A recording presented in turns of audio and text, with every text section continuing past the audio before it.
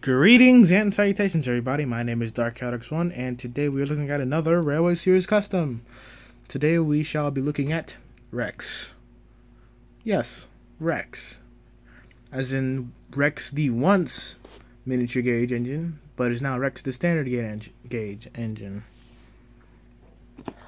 Now, I don't know whether or not some of y'all watched the Jock video I made, but in the NNWRS universe, there is only one gauge, and it is standard. So as you can imagine, most of the characters would become standard gauge solely. That means the steam engines, diesels, and electrics are now all standard gauge, and Rex here depicts that. In order to give them somewhat wheelbase accurate bases, I decided to give certain characters, well, larger locomotives, such as the P2 for Rex.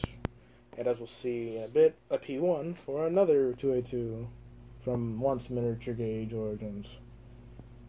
Now with all that out of the way, Rex here is based off of the base P2 Mikado, which is Cock of the North, which may sound a little bit inappropriate, but that is the actual name of the engine, P2-201, Cock of the North. Very odd name. But he is based off of that locomotive, which has become the de facto representation, especially now with 2007 coming along. But other than that, there ain't much off to see here. It's got the basic P2 Mikado shape, albeit a bit older as he is an older model. But time for a little bit of a different part of this video. Normally we just talk about the models and call it a wrap, but Rex here is about to undergo a rebuild soon. He's going to be going from a representative of the base P2 Mikado 2001 to representing the second member of the class, P2-2002, Earl Marshall. Now, you may be wondering, what's the difference? Well, the difference between Earl Marshall and Cock of the North is that when Cock of the North rolled out of Doncaster Works, that engine was given poppet valves. Earl Marshall was given wall shirts. The same wall shirts seen on the Gresley Pacifics. So, as such, the frames were similar to the Pacifics, and it was even given a second layer of smoke deflectors, though most people see them as hideous. But between you and me, I think it looks fine. If you want to look that up, go for it. But generally, I figured it's about time I start updating certain models as well as building some new ones in future. So at the moment, the new ones will get their cutouts done, but the old ones are getting a new kick in their step. So pretty soon you'll be seeing a much more A3-esque body on a 2A2 wheel arrangement with P2 shape and all.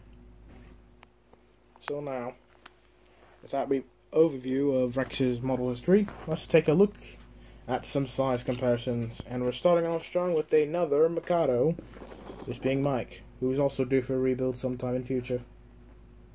He's already had one, technically, so yeah, wouldn't be too much for the whole bugger. The P1 and P2 were obviously different for the fact that one was built for freight, one was built for expresses. It's pretty obvious which was built for which, just by looking at the tenders. But you can definitely see they are related, if not cousins, in terms of design. Next, we're bringing in Bert, who, as I said, is also succumbing to the standard gauge treatment, being one of Gresley's, albeit in its BR days, which I'm going to be changing when I rebuild him too. Old Duffer meets Young Duffer.jpg.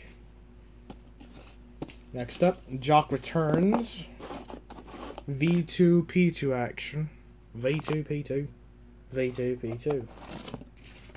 And then bringing Gordon back in for another cameo, or Gordon 2. I'm making nameplates for him soon because I feel like that'd help. You can see how things have improved somewhat. So with all that being said, there isn't really much left to go off of, is there? So This has been Dark Chaotix 1, bringing you back with another RWS Custom, and I should see you guys next time. Goodbye.